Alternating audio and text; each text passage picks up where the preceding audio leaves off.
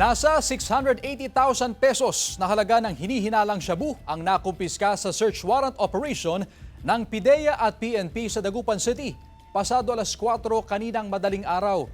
Kinilala ni PIDEA Regional Director Joel Plaza ang sospek na si alias Elton, 34 anyos, residente ng Barangay Bunuan, Bukig. Kabilang siya sa mga regional target listed drug personality ng mga otoridad. Umabot sa 60 pakete na naglalaman ng hinihinalang shabu ang nakumpiska sa operasyon. Tumitimbang ng humigit kumulang 100 gramo. Nakuha rin sa sospek at sa operasyon ng isang box na naglalaman ng foil strips at ilang pang pakete na naglalaman ng shabu residue. Maharap sa karampatang kaso ang sospek na nakapiit ngayon sa PIDEA Provincial Office Jail Facility at wala siyang pahayag.